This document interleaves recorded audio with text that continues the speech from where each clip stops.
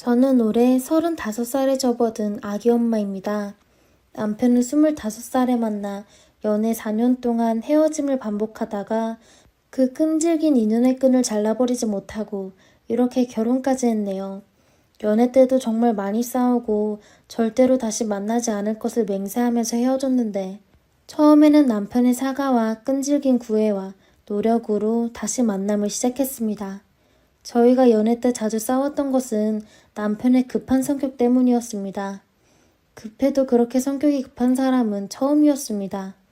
20대 초반에 소개팅을 몇 번 해서 여러 명의 남자를 만나봐서 약간의 비교를 하자면 그 사람들은 오히려 너무 느려서 속이 터질 정도였거든요. 그만큼 저도 보통 사람들보다 성격이 느린 편은 아닌 급한 사람이기 때문에 이 사람이 정말 잘 맞는 사람인 줄만 알았습니다.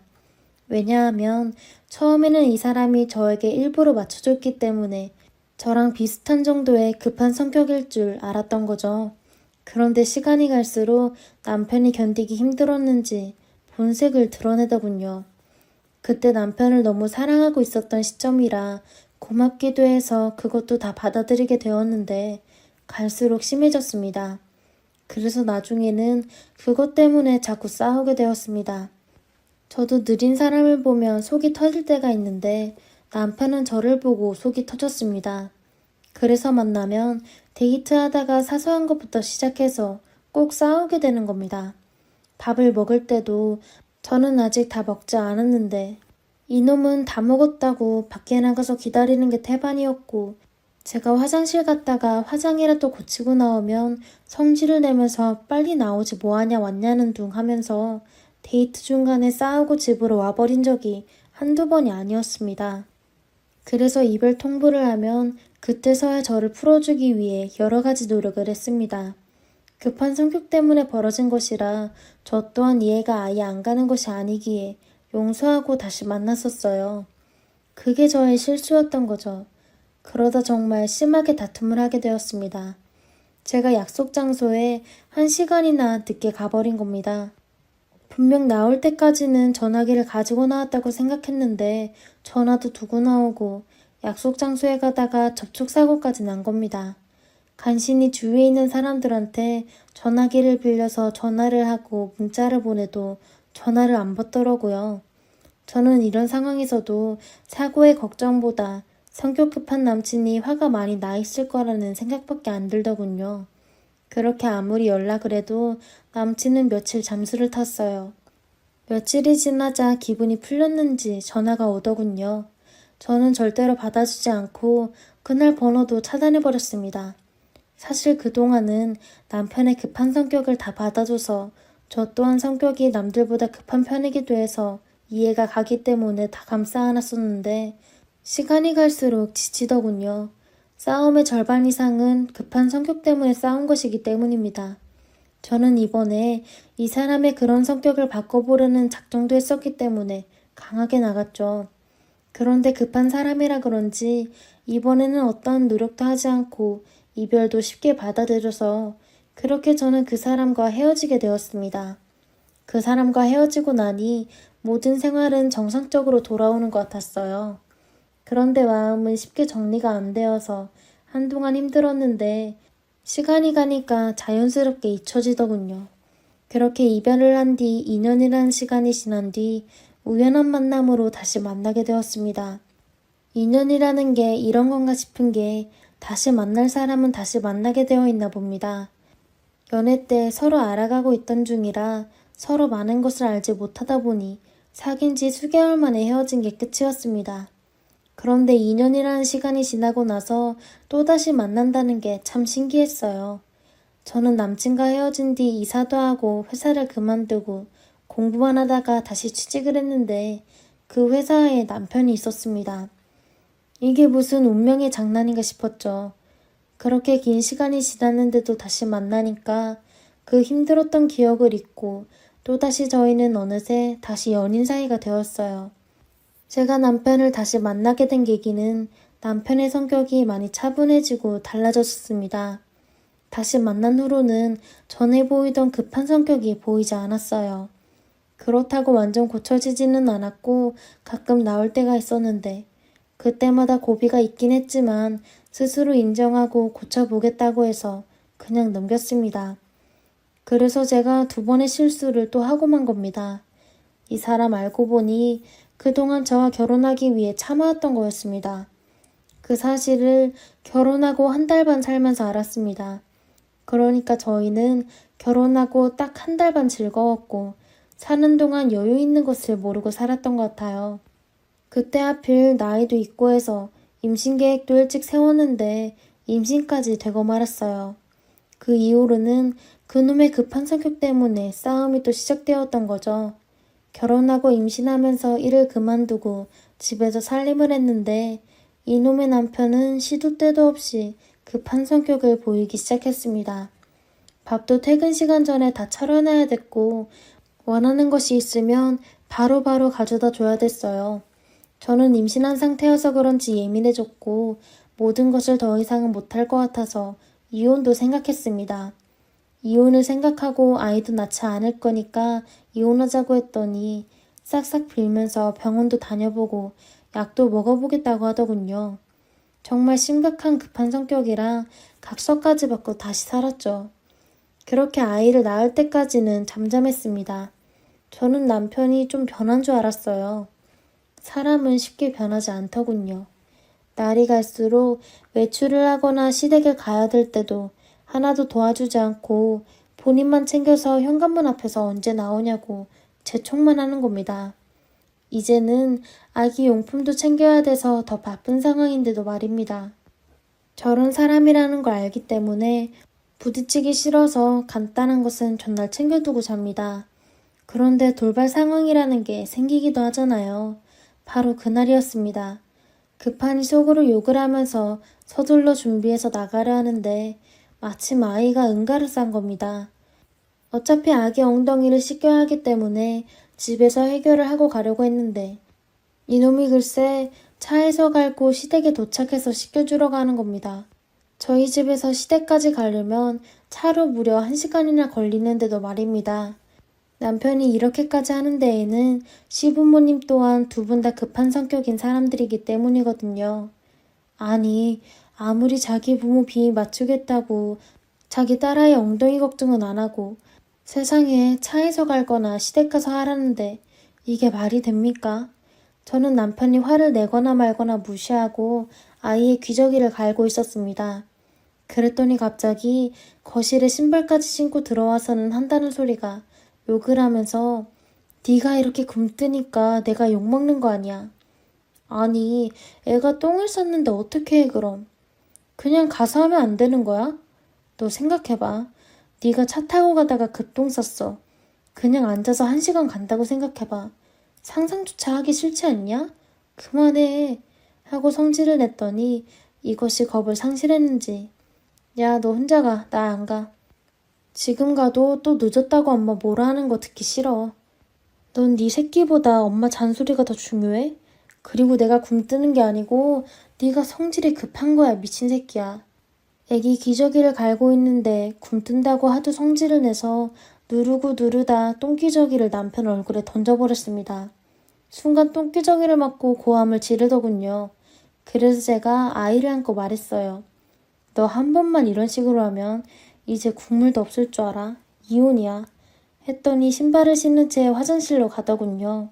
이놈은 화장실로 들어갔고 결국 크게 싸우게 되었습니다. 그때 시댁에서는 저의 전화로 계속 전화가 오더군요. 시부모님들도 이제 진절머리가 나는 게 무슨 일만 있으면 저한테 전화해서 뭐라고 하는 겁니다. 안 받으려고 하다가 받았더니 시어머니가 한다는 소리가 시부모랑 약속을 했으면 무슨 일이 있어도 와야지. 둘이 지금 뭐 하는 거야? 남편이 싸웠다고 말을 했는지 그렇게 말씀을 하더군요.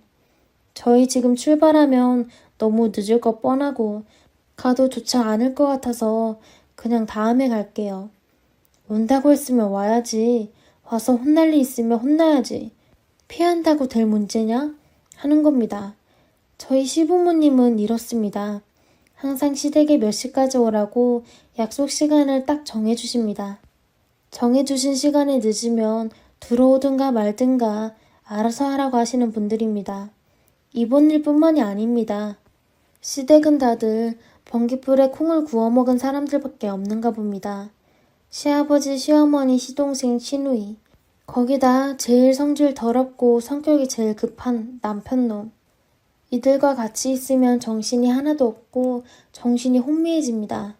시어머니는 자꾸 하나만 시키지 않고 한꺼번에 시키면서 바로바로 결과가 나오기를 바라고 거기에 시아버지도 마찬가지입니다. 제가 빨리빨리 일 처리를 못하면 아직 말도 못하는 손녀에게 제 흉을 보면서 네 엄마 왜 저렇게 굼뜨냐고 답답해 이러시고 시어머니도 남편도 가만히 있으면 중간이라도 가는데 빨리빨리 하라고 그러는데 저는 그날 정말 울고 싶었습니다. 저 행동이 보통 사람들보다 진짜 빠른 사람들입니다. 친구들이 인정하는 성격인데 시댁 사람들은 급해도 너무 급합니다. 정말 욱하는 성격의 여자였으면 벌써 이혼을 해도 진작에 했을 겁니다. 남편의 급한 성격 외에 더러운 성질 빼고는 성실하고 돈도 잘 벌기 위해 버텼는데 돈이 다는 아니더군요. 저도 능력이 없는 것도 아니고 남자만 보고 살 사람이 아니라 그런지 자꾸 힘들 때마다 이혼이 머릿속에 자리 잡고 있었어요. 그동안 참고 곁에 있었던 것을 모르는 것 같길래 일을 낸 적이 있었습니다. 그날도 낮에는 겨우 참고 넘겼는데 저녁에 다 같이 술을 먹고 있는데 또 저를 안주 삼아서 얘기를 시작하더군요. 뭐 다 먹고 구석에 앉아있는 사위는 두고 준비하느라 못 먹다가 겨우 먹고 있는 저한테 이것저것 시키길래 참았던 화가 터져버렸습니다. 이 사람들이 계속 심부름을 시키니 술도 별로 먹지 못했지만 그냥 술 취한 척을 해서 개망나는 짓을 해버렸습니다. 일부러 어머님이 아끼고 아끼시던 그릇을 들어 싱크대에 있는 힘을 다해 집어던져 버렸습니다. 그런 다음 맛깔스럽게 욕도 좀 했어요.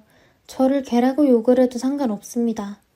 그리고 저는 아버님이 아끼는 양주를 들어 싱크대에 던져버렸어요. 순식간에 한 행동에 아버님은 한 걸음에 달려와 저에게 손을 올리려고 했는데 그때 남편놈이 막더군요. 어머님 아버님을 간신히 말려서 다행히 무사할 수 있었어요. 시누이도 시동생도 저를 보고 한 소리를 하길래 쌍욕을 날려줬어요. 시아버지는 화가 머리끝까지 나셨고 저희는 그날 시댁에서 쫓겨나서 택시를 타고 왔습니다.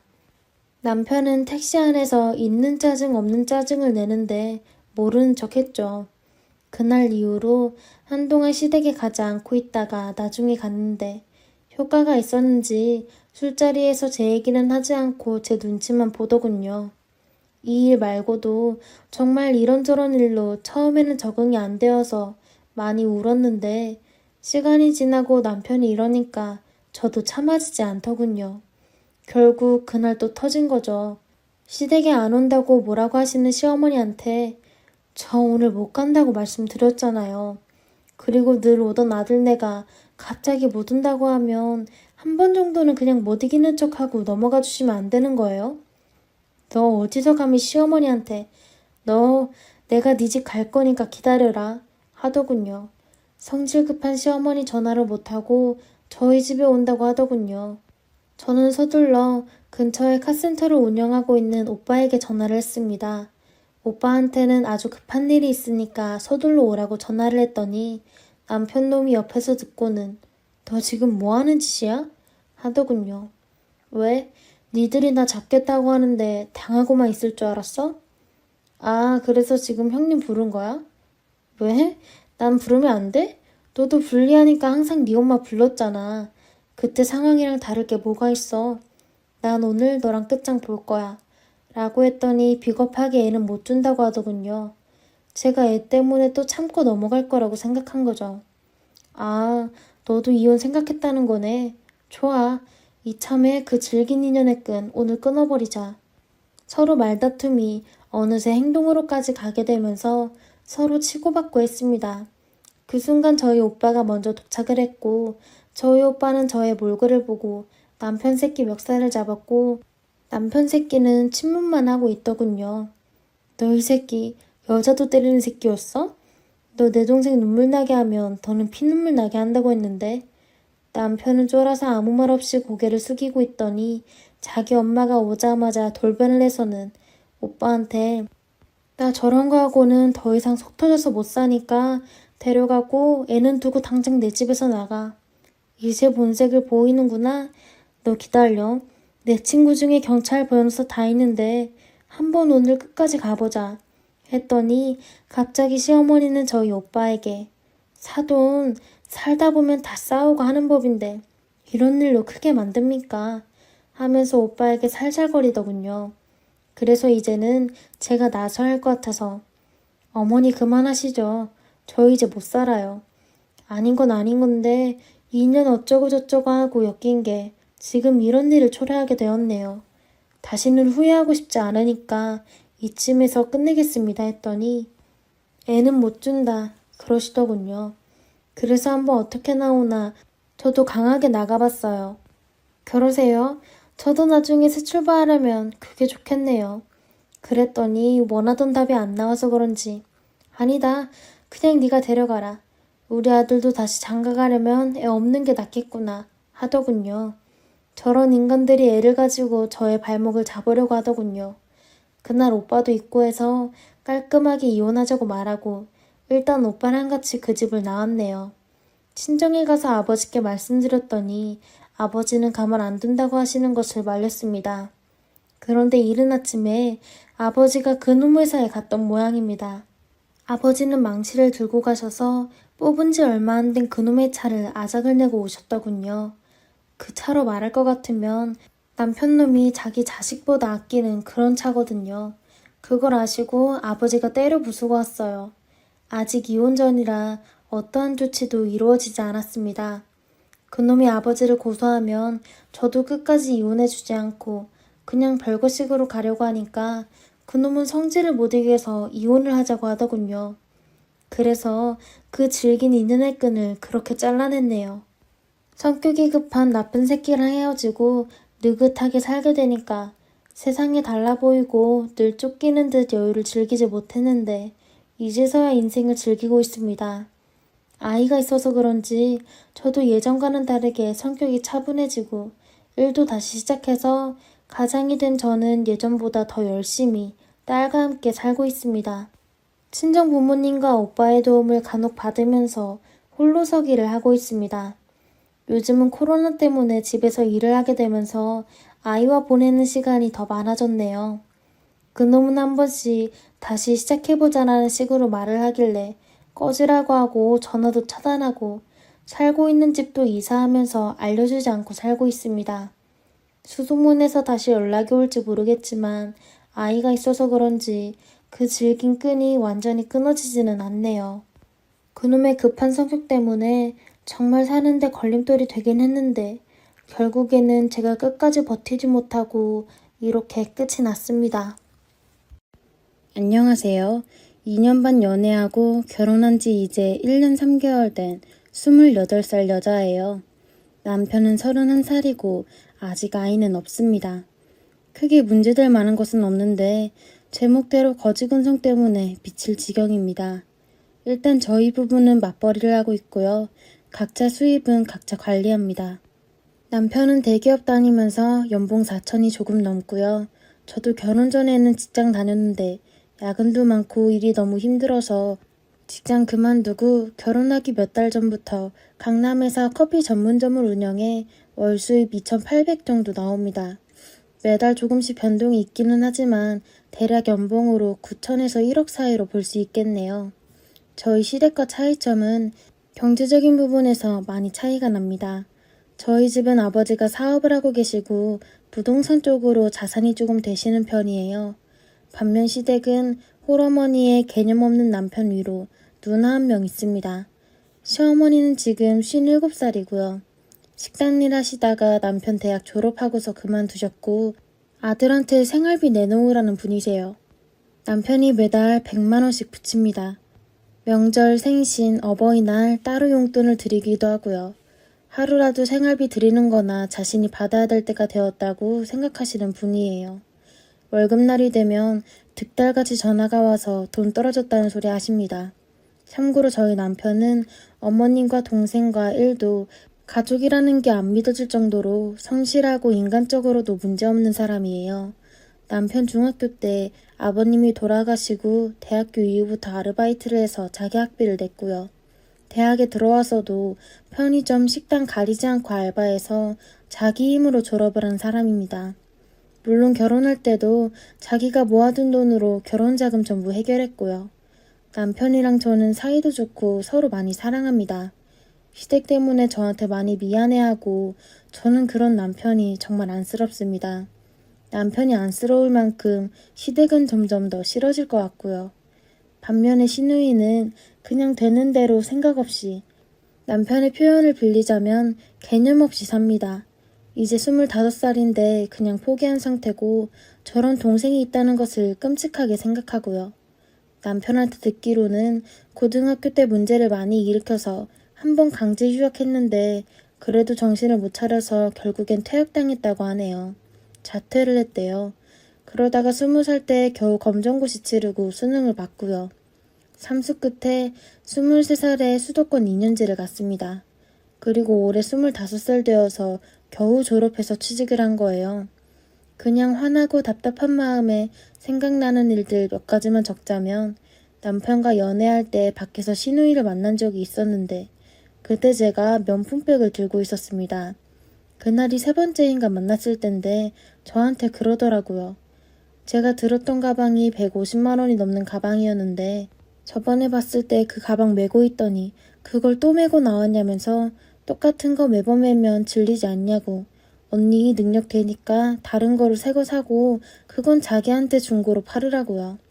정말 어이없었던 건 자기한테 팔라면서 액수가 제 기억에는 35만 원이었었던가 그랬어요. 명품백 중고로 사본 적도 팔아본 적도 없지만 그 값에 사고 팔만한 가방도 아니었는데, 그때는 연애한 지 1년도 안 됐을 때라 그냥 웃고 넘어갔지만 기분은 정말 나빴습니다.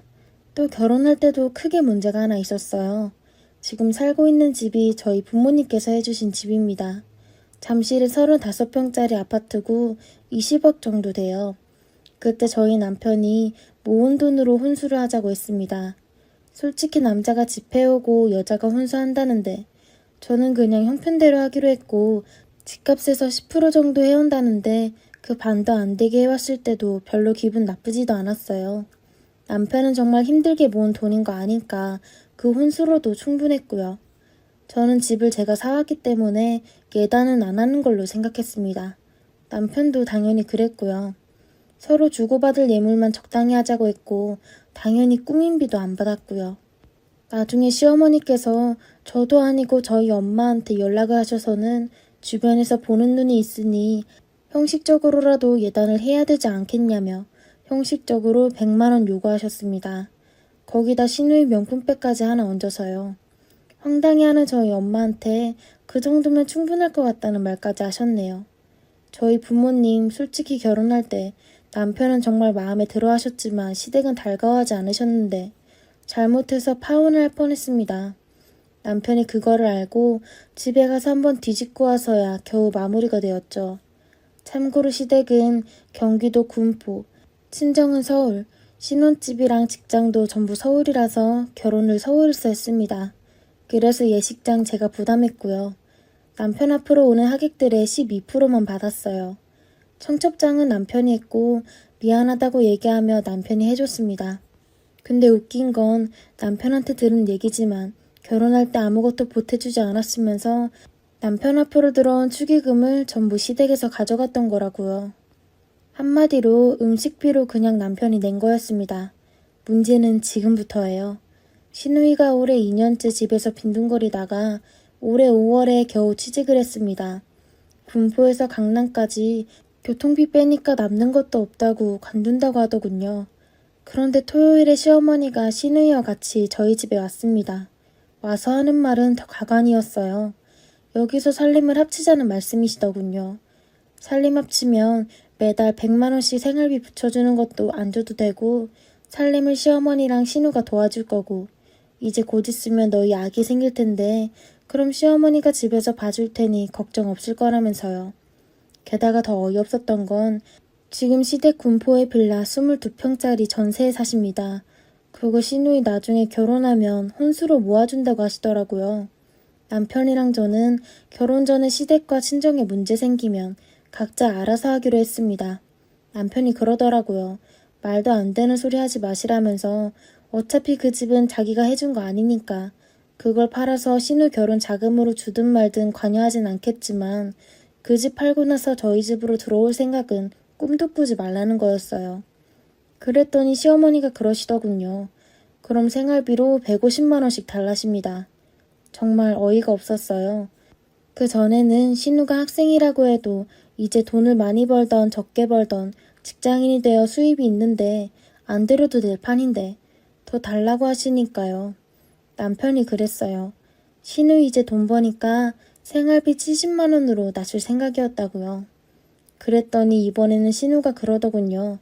자기 회사가 강남인데 군포보다 잠실이 더 가깝고 방도 하나 남으니 그럼 자기만이라도 일단 여기서 좀 살겠다고요.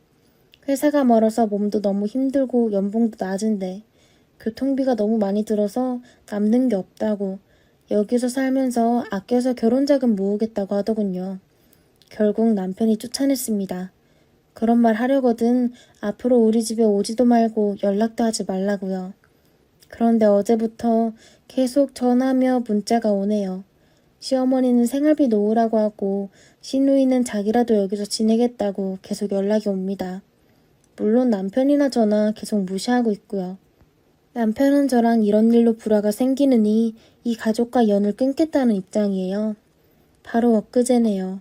시어머니랑 신우는 제가 운영하는 커피 전문점으로 찾아왔습니다. 아마 신우이 일 끝나자마자 시간 맞춰서 바로 오신 것 같았어요. 식사를 안 했다 하셔서 저희는 식당으로 자리를 옮겼고요. 솔직히 매장으로 직접 찾아오실 거라고는 생각을 못해서 많이 당황스러웠습니다. 저와 할 얘기가 있어서 온 거니 남편은 부르지 말라고 하시길래 남편한테는 전화로 오늘 좀 늦을 것 같다고 미안한데 저녁은 혼자 해결해야 할 것 같다고 연락했습니다. 토요일은 그렇게 쫓겨나듯 가셨으니 표정도 안 좋으셨고 일요일에 하루 종일 문자, 전화 모두 무시했던 터라 무슨 소리를 듣게 될지 걱정도 됐지만 어쨌든 한 번은 겪어야 할 일이었어요. 어머니는 시댁에 100만 원 주는 게 아깝냐고 음식이 세팅되자마자 어이없다는 듯이 따지듯 물으시더라고요. 적은 돈이라고 생각하진 않지만 아깝다고 생각한 적은 없었어요. 그런데 생활비를 70으로 줄인다는 소리가 나오니 어머님 다 아시겠지만 저희 수입 각자 관리해요. 어머니께 생활비 보내는 거 전부 오빠가 벌어서 오빠가 보낸 거예요. 오빠가 생활비 줄이려고 생각하고 있었던 것도 저도 그때 알았어요. 걔가 왜 이러는 거냐? 너 때문 아니니? 그냥 그동안 너무 많이 준 것 같다고 하는데 제 생각에는 작년까지 아가씨가 학생이어서 돈 들어갈 곳도 많았지만 이제 직장 생활하니까 줄이려고 하는 것 같아요. 언니, 저 그동안 학교 학자금 대출 받아서 다녔거든요. 솔직히 생활비 외에도 명절, 어머님 생신, 어버이날에도 30만 원, 50만 원씩 드렸고 저도 남편이랑 별도로도 드렸고요. 생활비 외에도 1년에 300만 원 정도는 더 들었을 겁니다. 아가씨는 방학 때 아르바이트 같은 거 안 했어요. 방학 때 알바 잘 구해지지도 않아요. 그리고 솔직히 알바는 못 사는 애들이나 하는 거 아니에요? 난 아빠는 없어도 엄마도 있고 집도 있고 대기업 다니는 오빠도 있고 돈 잘 버는 신우도 있는데 알바까지 해요? 언니는 나보다 쉽게 공부를 했죠. 알바도 안 했잖아요. 근데 나는 언니보다 공부할 것도 더 많고 다니면서 알바까지 해요? 니들은 생활비 200만 원이 엄청 큰 돈인지 아나 본데 그 돈으로 생활하기 빠듯하다. 그걸로 돈이 남아서 얘 등록금까지 낼 수 있을 줄 알았더니 정말 너무 세상을 모르네. 앞으로 등록금비만 1,000만 원이 넘는데 근데 생활비를 줄이다니 생각이 있는 거니? 내가 너한테 돈을 달라고 했냐? 앞으로 빚을 갚아달라고 했냐? 조금이라도 아껴보겠다고 자기도 모르게 다른 생각으로 열심히 해보려고 도와달라는 것 같은데 그딴 식으로밖에 행동 못하니? 안 그래도 박봉이라 나중에 결혼할 때 돈 부족할 것 같아서 빚 갚고 돈 조금이라도 모아오면 전셋값으로 좀 보태주려고 했다.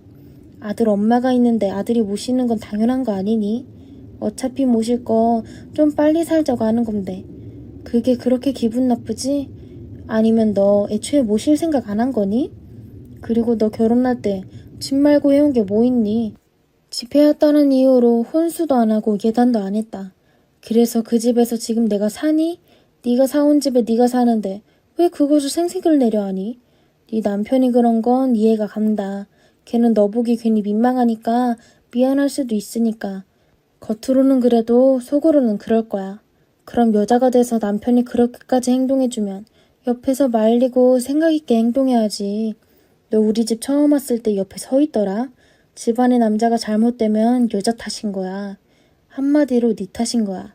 그리고 생활비 100만 원 크다고 생각하지 말고 그 돈에 욕심내지 마라. 너희 집에 한 달에 300만 원씩 가져다 주는 거 다 알아. 우리는 100만 원 주고 친정에는 300만 원 주고 아무렇지도 않냐? 니들 생각하는 꼬라지가 안 됐다. 친정에 300만 원씩 드리는 것은 카페 건물이 저희 부모님 건물이신데 부모님은 딸이 하는 가게라고 월세를 안 봐주셔서 월세 250 정도 용돈 개념으로 50만 원 합해서 300만 원 드리는 거거든요. 어떻게 할 거니? 우리랑 같이 살 거야 말 거야. 오빠가 싫다는 것도 겉으로만 그러는 거니까 언니가 같이 살자는 식으로 얘기해요. 솔직히 지금 회사 그만두고 싶은데 참고 다니려고 하는 거예요.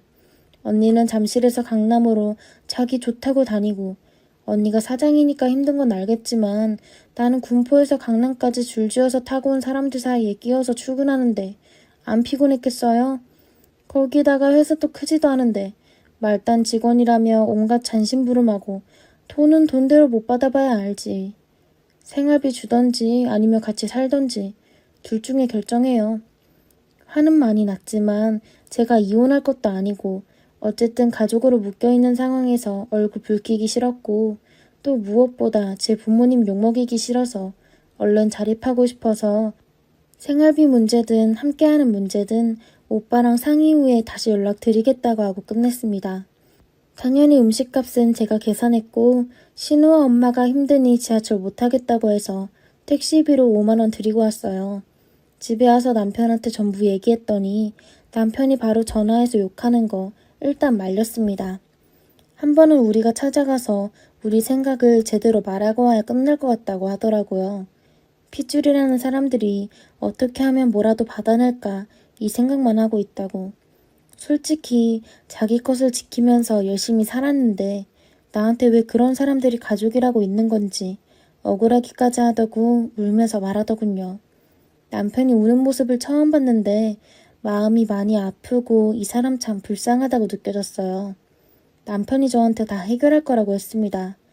나한테 가족은 저라면서 어머니와 신우를 모시는 일은 절대 없을 테니 걱정하지 말라고 하더라고요. 같이 살면 자기가 죽을 것 같다고 하더라고요. 그리고 생활비도 댓글을 읽어보더니 50으로 줄이겠다고 했습니다. 솔직히 군포 가도 우리가 안 가면 누구 오는 사람도 없고 하는 것도 없으니 명절이 아니면 안 가고 싶다고. 만약에 생활비로 난리치면 50만 원도 없을 거라고. 이전 글의 댓글에 그냥 짐 싸서 들어올 것 같다는 걸 보더니 계속 집으로 들어온다고 해서 집 팔고 친정집에 들어가서 살자고 하더라고요. 결론은 큰 싸움이 났고 남편 말대로 집을 처분하기로 했습니다. 시댁이라는 이름의 횡포를 더 이상 당하지만은 않겠습니다. 걱정해주신 여러분 감사합니다.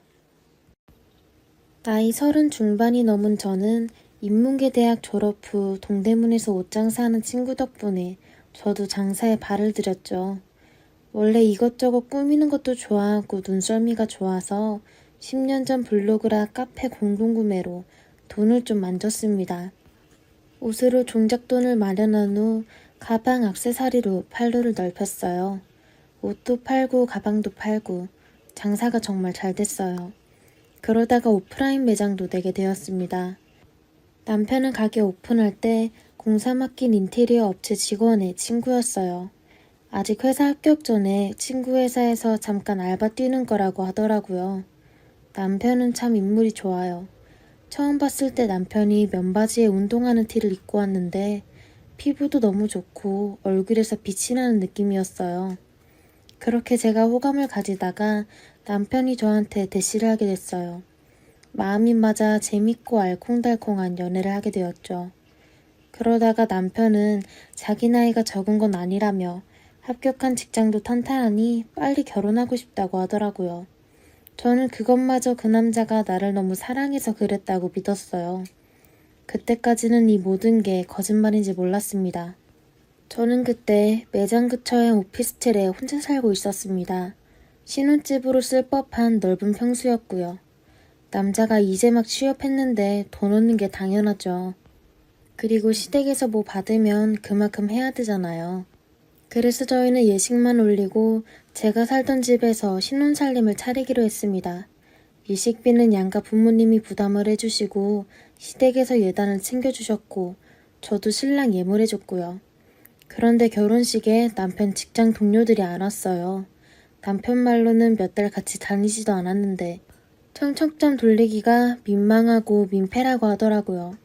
제 생각에는 어차피 동기나 동료들이 결혼하면 거기 갈 텐데 그렇게 민폐인가 싶었지만 그러려니 했어요. 뭐 제가 사회생활을 크게 해본 적도 없으니까요.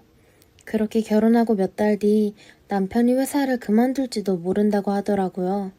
위에서 어떤 놈이 큰 실수를 했는데 그걸 신입인 자기랑 다른 동기가 뒤집어 쓰게 됐다네요.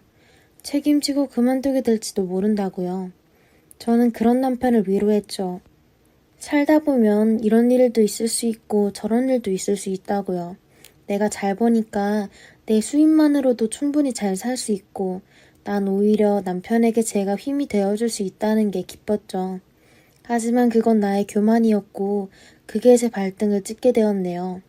남편은 공기업을 준비한다고 공시생이 되었고 저는 남편에게 생활비 카드를 주고 제가 남편 뒷바라지도 하게 되었습니다. 그 와중에 남편은 시댁에 용돈 드려야 된다고 말을 하면서 자기가 대기업에 들어가서 자랑스러워 하셨는데 친척분들이 아들이 용돈만 챙겨주냐고 한다면서요. 남편 기죽을까봐 시댁에는 비밀로 한 상태였고 저는 제가 번 돈으로 남편 통해서 시댁에 용돈까지 드리게 되었습니다. 그 무렵 저는 오프라인 매장을 정리할지 말지 고민을 하게 되었습니다. 인터넷 매출이 큰데 굳이 인건비 감소하면서 매장을 해야 하나? 좀 외곽이 창고 큰 거에서 옮기는 게 나을까 싶은 거였죠.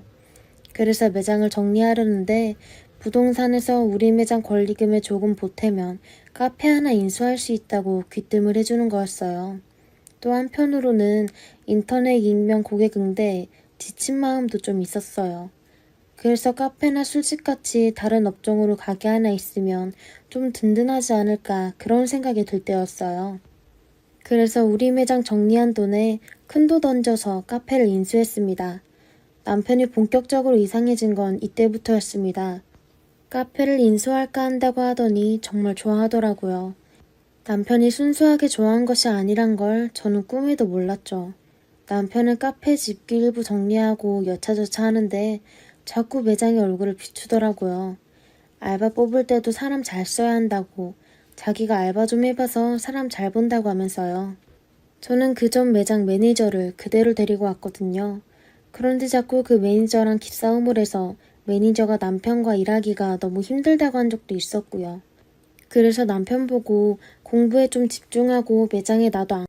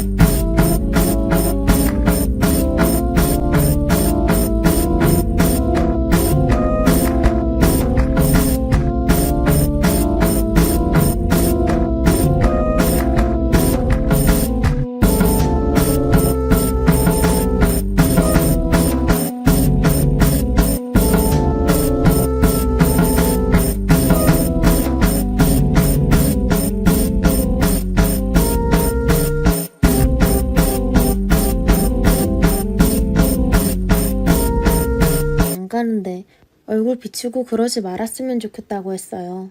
그러더니 사실 자기가 공부해보니 나이도 있는데 너무 막막하고 자꾸 자신감이 떨어진다고 하더라고요. 제가 카페를 인사한다고 했을 때 자기한테 맡아보라고 권할 줄 알았다고 하는 겁니다. 저는 여기서 좀 띵했고요. 전혀 그런 내색이 없던 사람이었으니까요. 그 매니저 쓰는 거 알고 좀 서운했다고 하더라고요. 저는 남편이 저한테 서운했다고 말하는데 좀 멍해지더라고요. 당황스럽고 아직 결혼한 지 1년 좀 넘은 신혼인데 얼마나 좋을 때예요. 근데 서운했다니. 내가 남편이 공부하느라 힘든데 내가 마음을 헤아려주지 못했구나 싶었어요.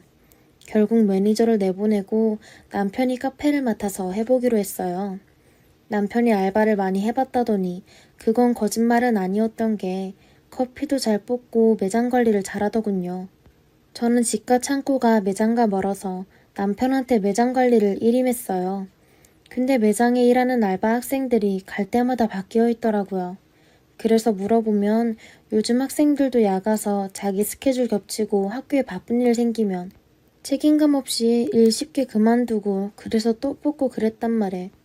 그렇구나. 자꾸 사람이 바뀌어서 힘들겠다. 위로해줬죠.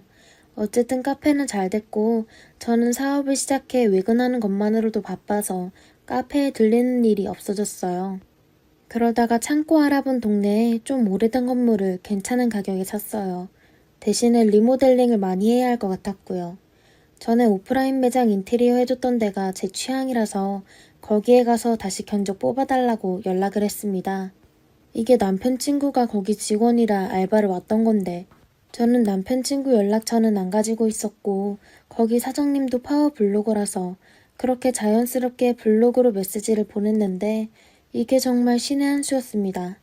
여기가 시공은 직원들이 하는데 견적은 사장님이 직접 와서 한 번은 자기가 보는 곳인데 선생님이 와서 견적 보고 잠깐 얘기 좀 하자는 거예요.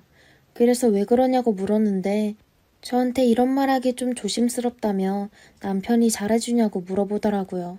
제가 무슨 의도인가 싶어서 표정을 고치니까 한숨 쉬면서 자기 회사에서 한 번씩 이야기하는데 남편 친구가 입을 털더라고 하더라고요.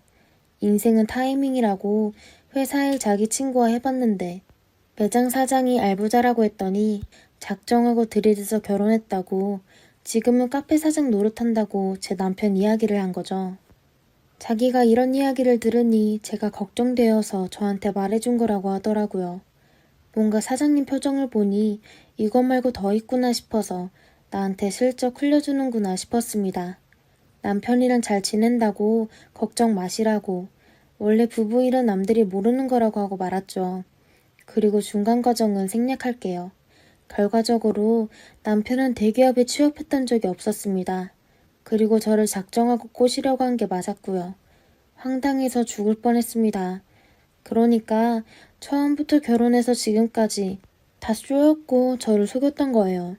저는 남편이 성실하고 듬직한 면이 있다고 생각해서 그 부분에 점수를 쳐줬던 건데 그게 다 거짓이었던 거예요. 남편이 매달리더라고요. 자기는 매우 혼란한 상태인데 자기는 날 너무 사랑한다고 놓치고 싶지 않다고 용서해달라고요. 저는 정말 속아서 결혼했고 제가 사랑했던 남자가 다 허상이었다는 생각에 절망했죠. 정말 이혼 생각을 진지하게 했습니다. 그런데 정말 운명의 장난처럼 임신이었다는 것을 알게 되었어요. 남편의 거짓말을 알고 나서 스트레스를 받았는데 아랫배가 뭉치면서 너무 아픈 거예요. 하혈을 하고 응급실을 갔다가 임신인 걸 알게 되었고 남편은 자기가 잘하겠대요. 웃기죠? 남편이 사기꾼인 거 알았는데 좀 전까지는 있는지도 몰랐던 애가 생기니까 그래도 아빠는 있어야지 싶더라고요. 남편이 카페는 꽤 잘 운영해서 꼬박꼬박 자기 급여 빼고 저한테 입금하고 그랬거든요. 그래서 저는 남편을 용서했는데 결국 유산을 냈으니 그래도 아기가 잘못되고 나니까 그때가 겨울이었는데 매일 추운데 새벽 시장 간다고 나갔는데 알람 맞추고 일어나서 핫팩이랑 약초 끓인 거 챙겨주고 하더라고요. 저는 또 그런 소소한 것에 마음이 조금씩 풀리더라고요. 헤어질 거 아니면 언제까지 그 일로 남편을 원망할 건가 싶었죠. 이후로 세종의 아파트를 분양받아서 이사했어요. 그리고 원래 있던 오피스텔을 팔려고 했고요. 남편이 지금 고점인 것 같아도 더 오른다고 말리더라고요. 그래서 월세를 받기로 하고 나왔어요. 또 좀 생략하고 말해주면 남편은 매장 알바랑 바람이 났습니다. 제가 새 건물을 마련하고 하면서 집에 더 잘 안 들어갔고 제가 하는 일은 즉흥적인 스케줄이 잘 없어요.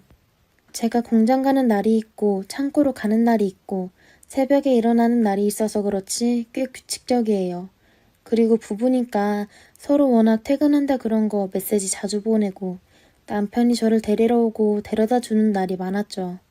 알고 보니 그런 식으로 나를 자기가 실어다 주면 나머지 시간에 안심하고 여자를 만난 거예요. 오피스텔 팔지 말라고 하더니 그동안에 그 집이 자기 집이라고 여자한테 말은 했는데 제 살림이 있으니까 집에 여자를 데려올 수가 없잖아요. 상간녀한테는 어머니가 자주 와 계셔서 안 된다고 했는데 마침 제가 이사를 가게 된 거죠. 그러자 오피스텔 전세로 끝냈는데 월세로 돌릴 거라고 하면서 그 여자한테 너 이름으로 계약하고 내가 월세 내줄게 라며 마치 그 여자한테 집을 주는 것처럼 완전 생색을 다 냈더라고요. 저는 부동산에서 젊은 아가씨가 들어온다고 해서 예약해달라고 오케이만 했죠. 초반에 매장 알바 자주 바뀌고 한 것도 제가 사장인 걸 아는 직원이 있으면 바람을 못 피잖아요. 그래서 단계적으로 꼬투리 잡아서 자른 것 같더라고요. 하여튼 상간녀는 매장에 알바로 제일 오래 있었다네요. 카페 사장 마누라 자리에 심취해 있었다고 하더라고요. 카페 알바들이 다 상간녀와 사장이 결혼한 사이로 알고 있었고요. 상간녀 말은 우리 남편이 지가 자기 이상형이라고 했대요. 유부남인 것을 들키고 나서도 이혼하고 싶은데 못생긴 게 집착은 심해서 자기를 안 놔준다고 했답니다. 진짜 자기가 사랑하는 건 너라고 좀만 기다려달라고 했다는 얘기를 다 녹음했고 저는 상간녀한테 알겠다고 삼자 대면을 하자고 했어요. 너가 불러달라고 너 보는 앞에서 이혼 도장 찍는다고요. 사람이 한 번 발등을 찍힐 때는 죽을 것 같았는데 두 번째 되니까 다르더라고요. 머리부터 발끝까지 피가 쫙 빠져나가는 느낌이 드는데 아 그래 원래 걔는 내 발등을 찍을 수 있는 도끼였지 그런 생각이 들었네요. 상간녀가 부르니까 좋다고 뛰어나오더라고요. 저는 구석 테이블에 앉아서 구경하다가 이혼 서류를 들고 갔는데 아무렇지 않은 것처럼 하려고 했지만 일어날 때 떨리고 눈앞이 캄캄하더라고요. 어쨌든 상간녀 옆에 앉아서 도장 찍으라고 서류를 내밀었더니 얼굴이 시뻘개져서 말을 못하대요. 저는 도장 찍은 거 재빨리 서류 챙겨 일어나려고 하는데 남편이 상간녀를 밀치고 일어나려고 하더라고요. 저는 바로 차 타고 갔고요. 그 이후로 이혼 못한다고 전화하고 문자 보내고 회사에 찾아도 왔고요. 저는 카페 매장을 부동산에 내서 팔아버렸고요. 회사는 신혼여행 때 말곤 쉬어본 적이 없는데 아기 가졌을 때도 이틀 쉬고 바로 나갔는데 3주 넘게 못 나갔어요. 온몸이 아프더라고요. 남편은 합의 이혼을 하면 시댁이 너가 한 짓 다 까발리고 소송 가면 위자료 청구할 거란 말에 같이 법원 가주더라고요. 이번에 이혼하면서 느낀 건데 숙려기간이 왜 있는지 모르겠어요. 이혼소장 쓰는 게 쉽나요?